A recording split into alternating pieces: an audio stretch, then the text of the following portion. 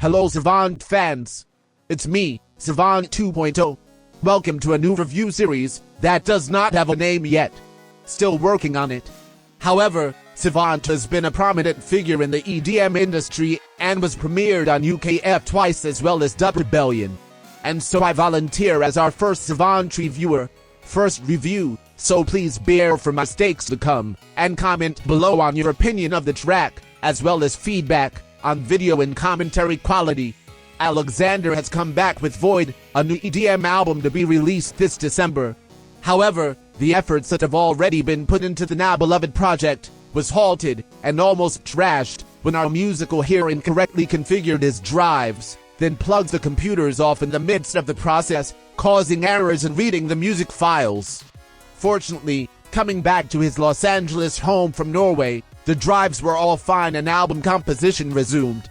And boy, was it a scary moment for all of us.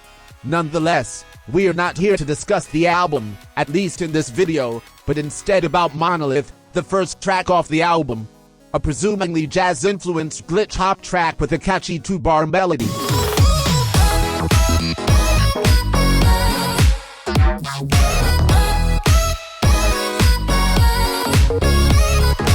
And of course, you will recognize that Nero growl in the end of the melody, that plays every 4 bars and plays not so frequently in the song, which is a bummer, but it is a nice breather from the melody once in a while, and a throwback to that Savant Nero bass. Thinking of it now, it really isn't a glitch hop track since Monolith hardly has any more bass patches other than that growl. So it's more of a melodic tune, rather than Shake the Room for example.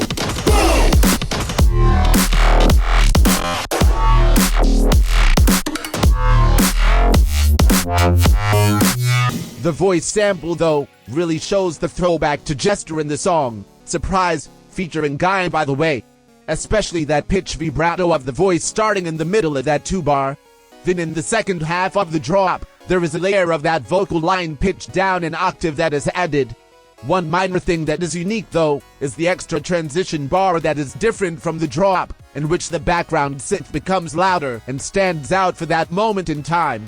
Other than that, there are other elements that also saturate the drop, which is the occasion occurring Savant slap bass, super saw stabs, tone synth cutoffs, and choir samples that are subtly heard if you pay close attention to the song. As for variations of rhythms, a snare drum bridge with a low-pass piano and beat-brush version of the lead soon builds up to a more chilled drop, with the guitar-influenced sound playing the melody this time, which really breaks the repetitiveness of the song, because that is the biggest problem with Monolith. The 2 bars of the lead is catchy and makes me hum it while going to the store for example, such as the majority of past Savant tracks with not only synths, but bass as well in Splinter and Jester.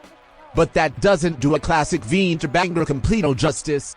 The same melody plays over and over again, and there is a lack of surprising elements that would define a classic song, such as The Alchemist.